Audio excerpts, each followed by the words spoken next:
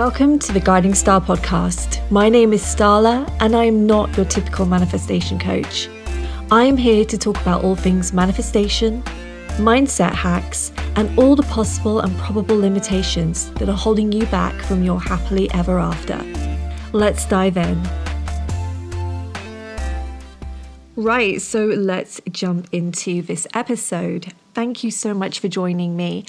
This is my first episode, so bear with me because I have never done this before, but I'm super excited because I have a lot to say when it comes to all things manifestation and mindset.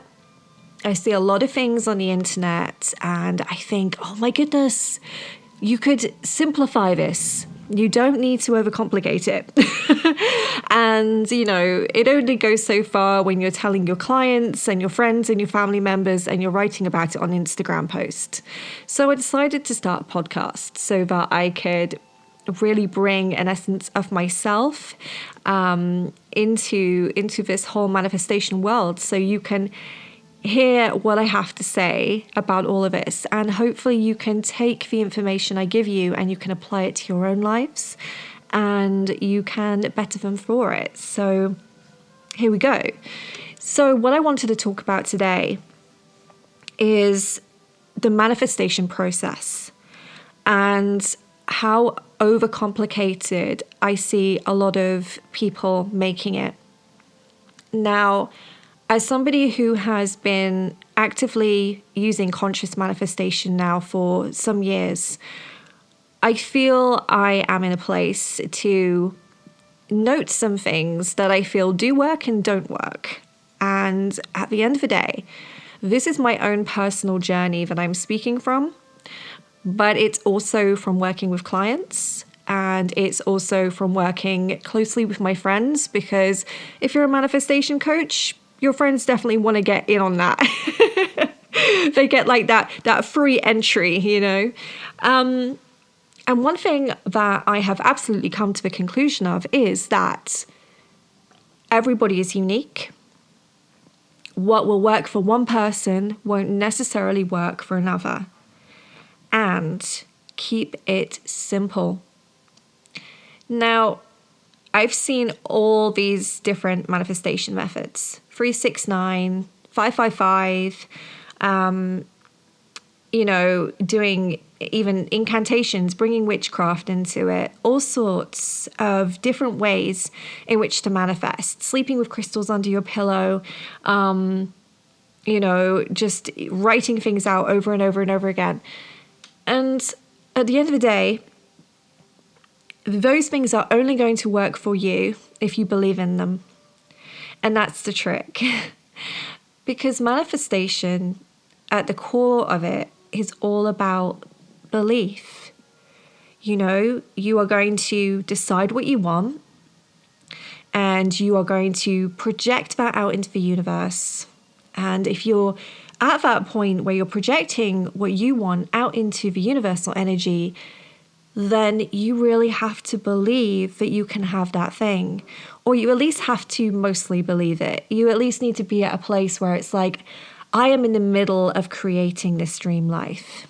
You don't necessarily have to be in a place of, this is happening, any external circumstances that tell me otherwise is absolute BS. You can actually go more into I'm in the middle of creating this. I know it is on its way to me.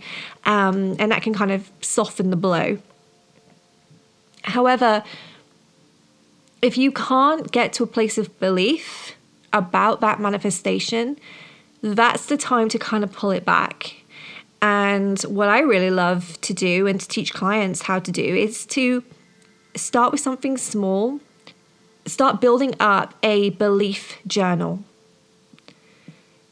And the more that you write every single day about the things that you have manifested, those little things, I could go into a whole new episode about this, but that would be on specific and non-specific manifesting with conscious manifestation.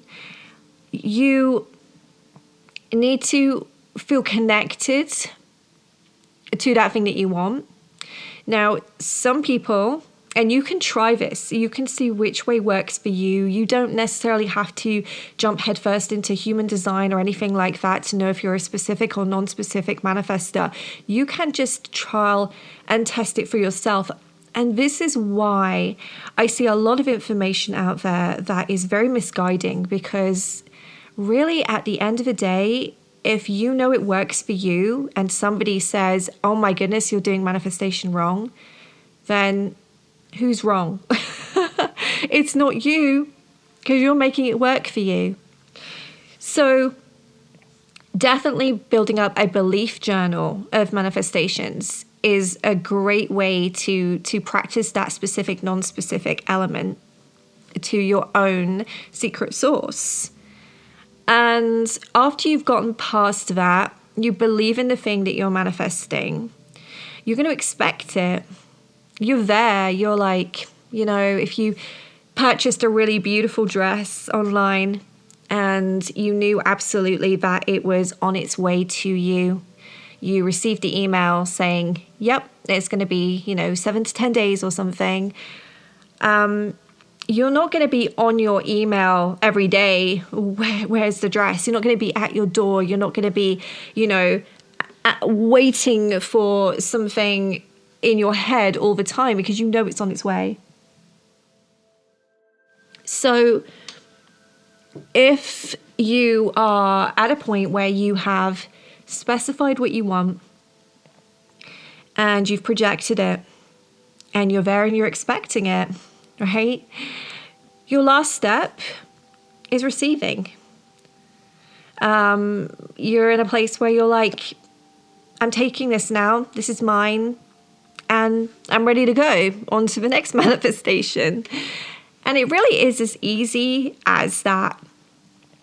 Now, background work obviously comes into it, because if you don't believe something, then if you don't do any of what's called shadow work, any mindset hacking, getting into the subconscious area of the mind and working out what is it that's holding me back from believing that I can manifest this, then the likelihood of you manifesting it becomes less and less and less. However, you can still manifest it. You absolutely can. You're just not necessarily going to keep it. And, one of the biggest subjects when it comes to conscious manifestation is manifesting that specific person, the relationship, the love of your life. That is one of the top things that clients want when they contact me and they say, hey, Starla, I really want to manifest what is now termed as an SP, a specific person. If you manifest an SP and you've got all your work down and everything, and you are just a badass manifestation expert now, you've now got to keep that relationship going.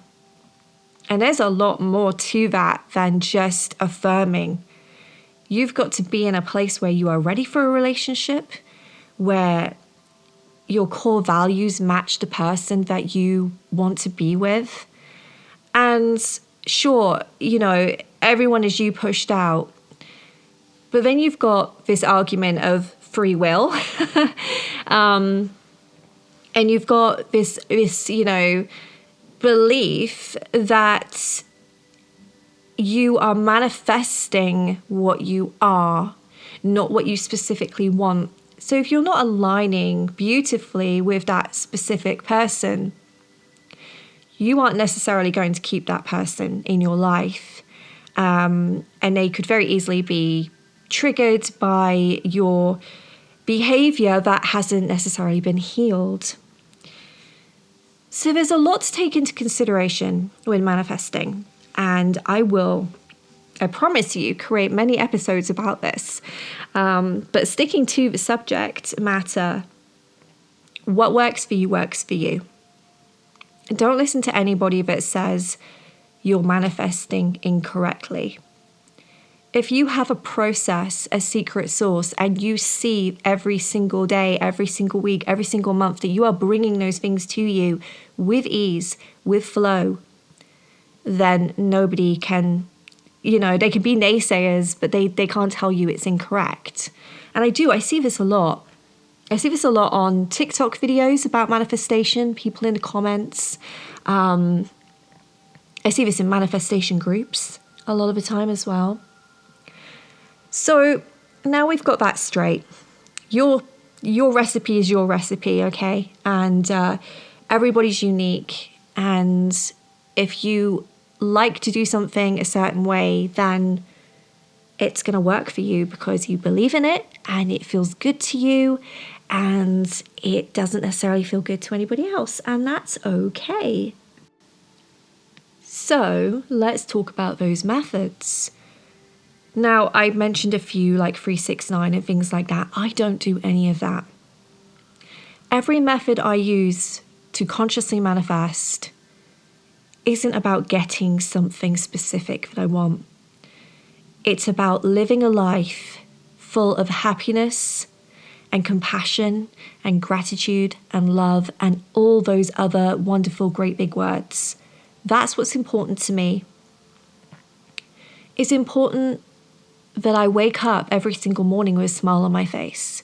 Maybe not every single morning, but most mornings at least. It's important that if something comes into my life which is perceivably hard, then I know how to handle it. I know when to take a step back. I know when to give a situation space. And I know how to give compassion for that situation and any people that are involved in that situation.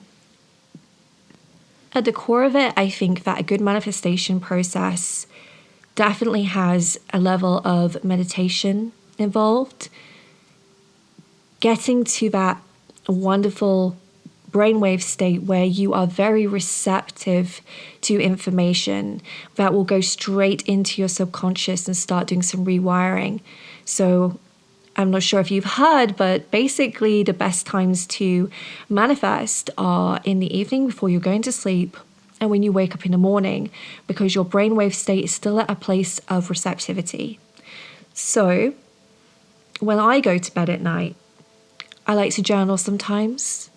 I like to do some gentle stretching, maybe have a bath with some Lush bath bombs or something like that to pamper myself. And then I'll close my eyes.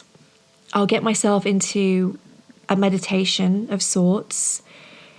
I will then start projecting what it is that I want by embracing the feeling of that which I want to come into my life. And I talk about this a lot on my Instagram, about how you use all your senses. It's really important to use all your senses if you can when manifesting, or at least using the senses that work best for you. And this isn't always visualization as we know it. Close your eyes, see a picture, see a movie in front of your mind of how you want things to go.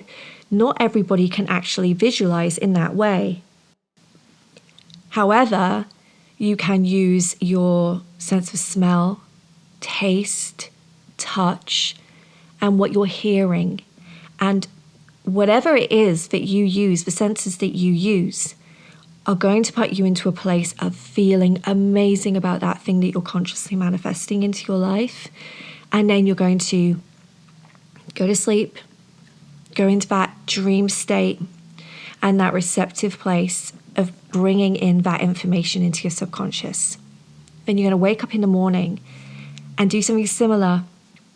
I like that power hour aspect, and I use that myself, where I take at least an hour every morning where I give myself Reiki, I do meditation, I do stretching, some light exercise.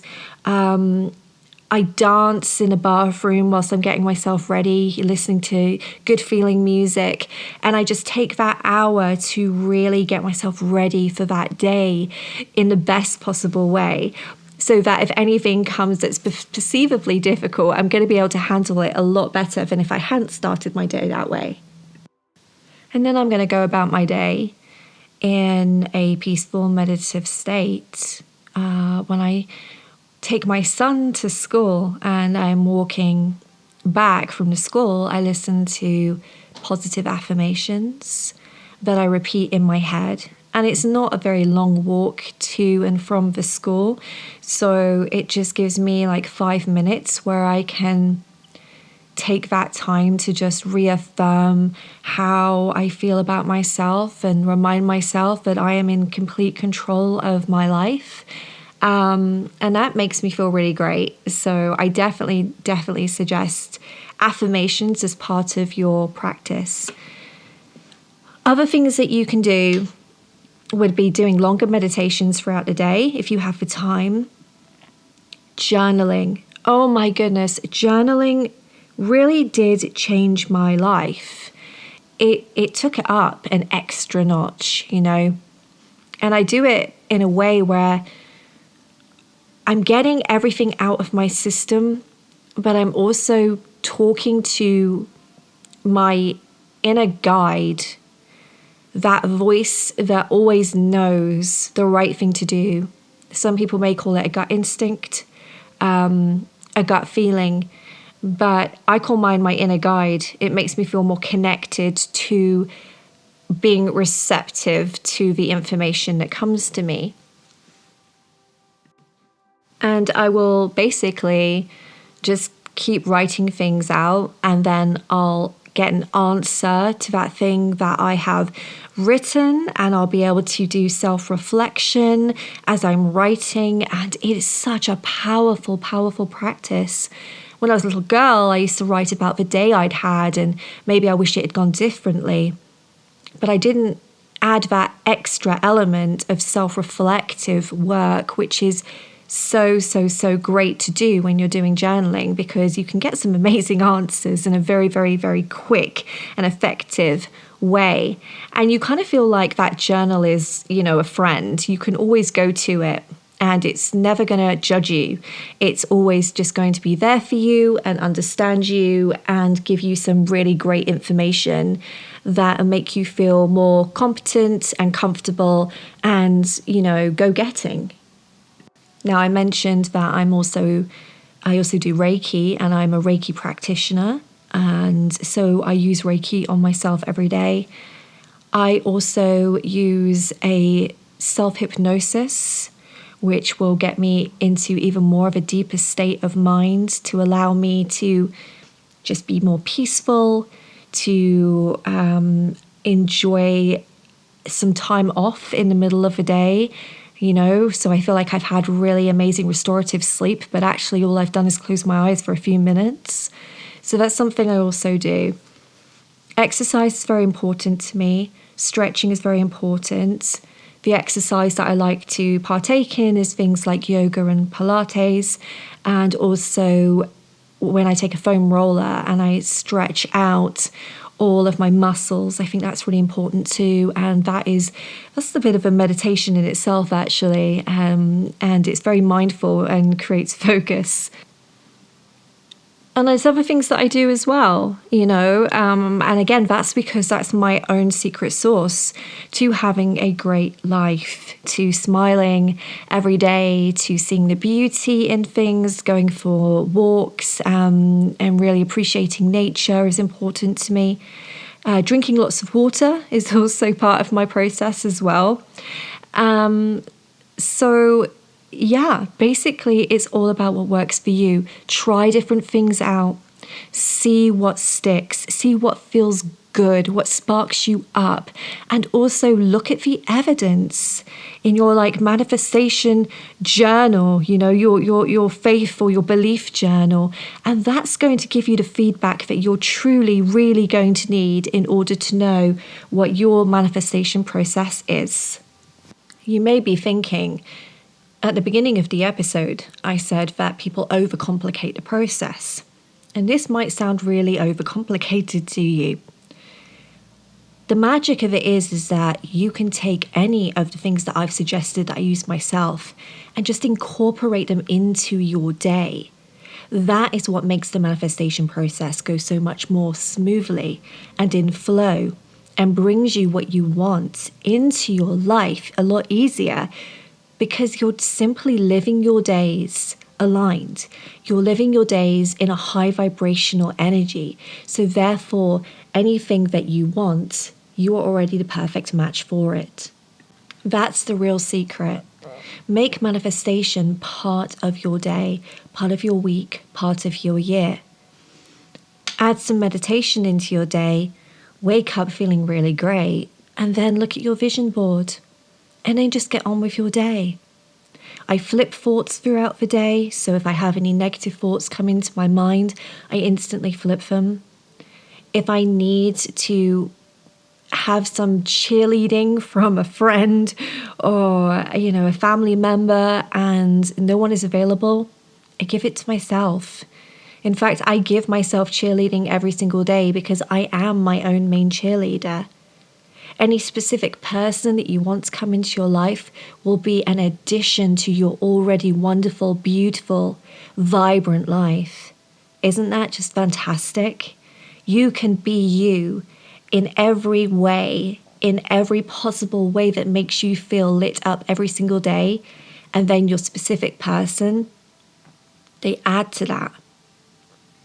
They create this beautiful harmony which takes manifestation to the next level, because now you've got your divine counterpart working with you to create the life of both of your dreams together. How delicious does that sound?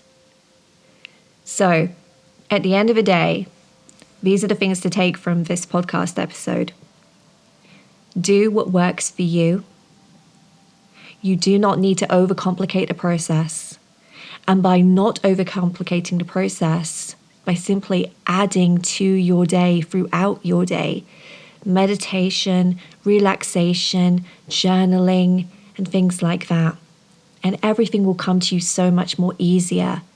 Because when we overcomplicate the process, when we start making sure that we have to do 10 different things and write in a certain way, it creates resistance. And resistance is the one thing we do not want when we're consciously manifesting our perfect, wonderful life, our dream life. Resistance is going to put the brakes on.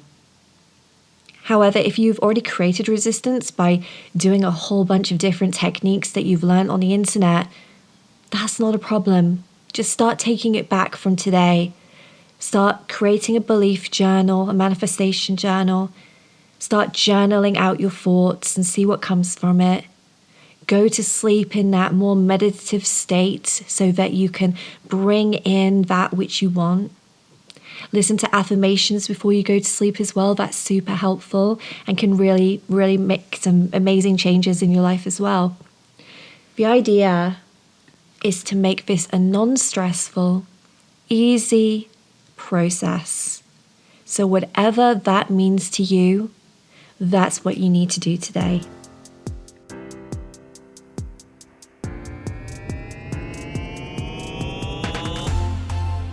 Thank you so much for joining me today on today's podcast episode. I've really enjoyed it and I hope you did too. If you feel called to, please follow me at Instagram/She's a Guiding Star, where I do lots of posts about helpful tips and tricks on manifestation and how to improve your mindset. You can also have one-to-one coaching with me, which you can find the details of on my website, www.she'saguidingstar.com. I'm really looking forward to the next podcast episode and I hope you are too. See you then, and until then, have an amazing week.